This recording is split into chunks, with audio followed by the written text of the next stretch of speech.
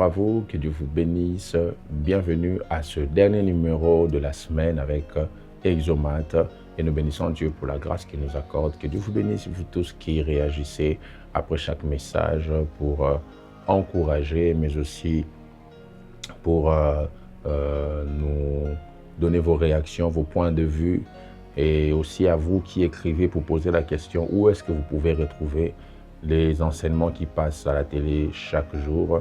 Vous pouvez simplement aller sur YouTube et taper Innov TV et là vous allez retrouver chaque émission d'Exomat. Donc vous qui nous avez écrit pour demander où est-ce que vous pourrez retrouver les enseignements, surtout sur la maison de ton père, alors vous pouvez le faire simplement sur YouTube. Toutes les vidéos sont là.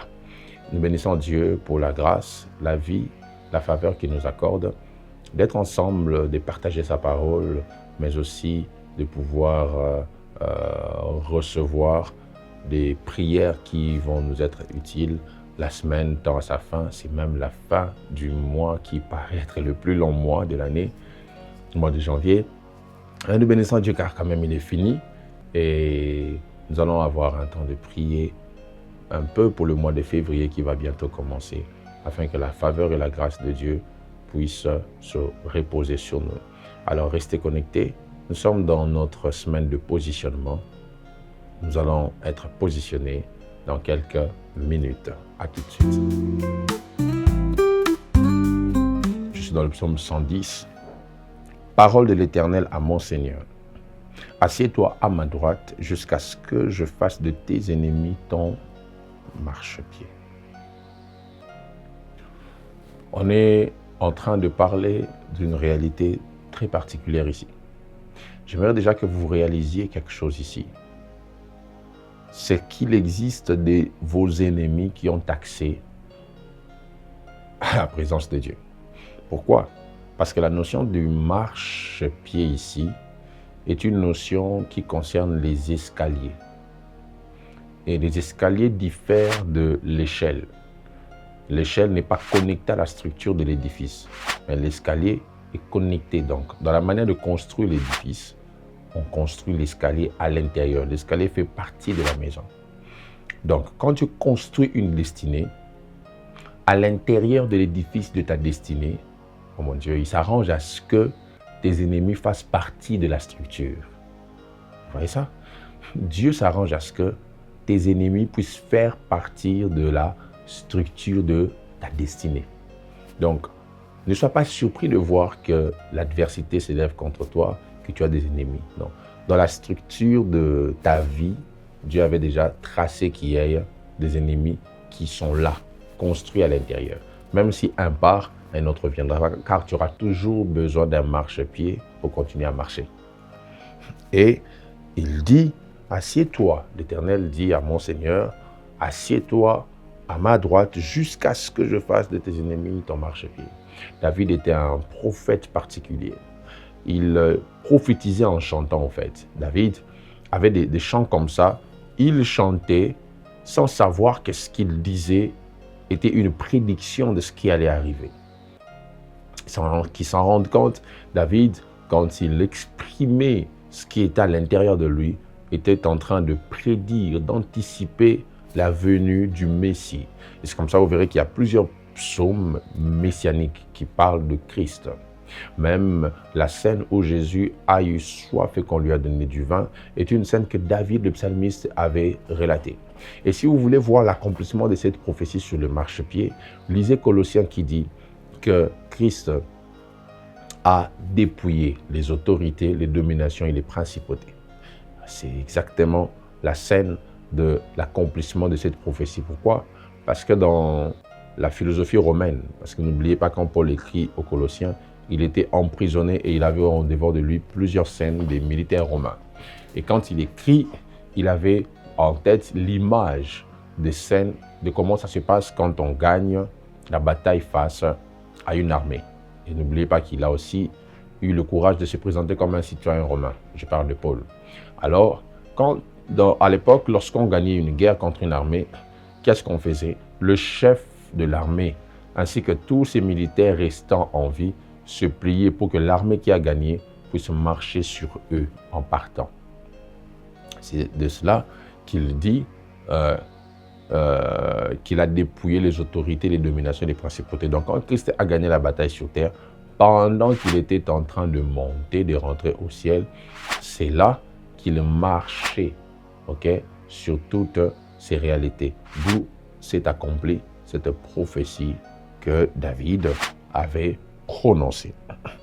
Et j'ai commencé depuis 2 fois déjà à vous relater maintenant dans le positionnement quelles sont les exigences du positionnement. Je vous ai parlé du déplacement. Le positionnement vous obligera de vous déplacer, de faire le mouvement si vous voulez. Excusez-moi, j'ai parlé d'une autre réalité sur le positionnement qui est l'occupation. Pour avoir un siège, il faut l'occuper. Un siège s'occupe. Et tant qu'on n'occupe pas un siège, on ne peut pas jouir de sa position.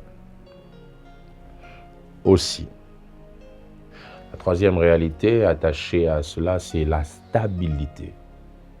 Le positionnement exige la stabilité. Il dit « assieds-toi ». Sois stable, assieds-toi. Il faut apprendre à s'asseoir. Il faut apprendre, mes frères et sœurs, à s'asseoir. Aussi, une autre réalité ici dont j'avais parlé, et c'est là que je m'étais arrêté, liée au positionnement, c'est le temps. Il y a un moment où tu es positionné à côté de Dieu, et le moment où tu es assis à la droite de Dieu n'est pas le même moment où tu es au-dessus de tes ennemis. Écoutez ceci, celui qui est au-dessus de ses ennemis, c'est celui qui est à côté de Dieu. Car Dieu a déjà vaincu tes ennemis. Car avec Dieu, nous ferons des exploits et il écrasera nos ennemis. Pour que tu aies des ennemis écrasés sur qui marcher, il faut que tu t'assieds à côté de Dieu. Et j'aime une réalité qui se montre encore dans ce texte au-delà du temps. La quatrième des choses qu'il faut pour se positionner ou être positionné par Dieu, c'est qu'il faut sortir de la zone de confort. Sortir de la zone de confort. Si tes ennemis deviennent ton marchepied, c'est parce que tu dois apprendre à te déplacer. Je l'ai un peu effleuré au début. Les ennemis attendent que tu sois capable de marcher sur eux. Et pour cela, il faut sortir de sa zone de confort. Christ devait écraser la tête du serpent. Et pour écraser la tête du serpent, il fallait être sur une terre ferme. Il devait sortir de la zone du confort. Et même en écrasant la tête du serpent, le serpent a mordu son talon. C'était déjà annoncé, il le savait, mais il l'a fait. Donc il n'a pas eu peur de ce qu'impliquait la sortie de la zone de confort. Apprenez à sortir de la zone de confort. Apprenez à aller vers ce pourquoi Dieu vous a donné un marchepied. Quand Dieu vous donne un marchepied, c'est parce qu'il veut que vous marchiez à pied. Oh, je reprends ça. Quand Dieu vous donne un marchepied, c'est parce qu'il veut que vous marchiez à pied. Il ne veut pas que vous preniez un avion pour voler, non. Il veut que vous marchiez à pied. Ça veut dire que vous ayez un contact direct avec les défis, que vous ayez un contact direct avec les difficultés, que vous ayez un contact direct avec l'adversité. Dieu veut que vos pieds se posent sur les défis. Dieu veut que vos pieds se posent sur cette réalité. Tu sais que dans cette entreprise-là, on va te combattre. Pose tes pieds là. Quand Dieu veut que tu aies un marchepied, il voudra que tu utilises cette fonction de la marche que tu utilises tes pieds réellement pour pouvoir marcher réellement sur tes défis, sur tes problèmes. Je le déclare au nom de Jésus, par la puissance de Dieu, que Dieu vous donne la capacité de marcher sur tous vos défis, sur tous vos problèmes, sur toutes vos réalités, sur toutes vos difficultés. Quelqu'un dit Amen à ça. Sortez de la zone de confort. N'ayez pas peur de ce qui est difficile. Or, allez plutôt vers ce qui est difficile. Affrontez ce qui est difficile. Affrontez ce qui paraît impossible. Affrontez ce qui paraît irrésolvable. Affrontez ce qui est difficile pour vous. Affrontez-le. Affrontez. Affrontez cela. C'est ça, sortir de la zone de confort. Et j'ai pratiquement touché. Mon dernier élément que je m'aimerais donner sur le positionnement, c'est l'affrontement. Écoutez ceci, bien que ton ennemi soit à tes pieds, ne pense pas qu'il est inefficace. Car chaque fois qu'il doit y avoir un écrasement, il y aura un affrontement. Donc ce n'est pas parce que tes ennemis sont à tes pieds que tu n'auras pas des cicatrices en les écrasant. Tu auras bel et bien des cicatrices, mais tu auras marché. Et j'aime bien la position que Dieu donne avant de parler de tous ces défis dont je viens de parler. La Bible dit, le Seigneur dit à mon Seigneur, assieds-toi. Qui se mette où? À sa droite. Je vais vous expliquer ça dans quelques instants. Voici ce que j'aimerais vous faire comprendre. Il dit, assieds-toi à ma droite. Regardez, là, je suis assis. Ça, c'est ma gauche. Quand quelqu'un me dit, assieds-toi à ma droite, ça veut dire que ma gauche est connectée à sa droite. Prophétiquement, la droite représente la force et la gauche représente la faiblesse.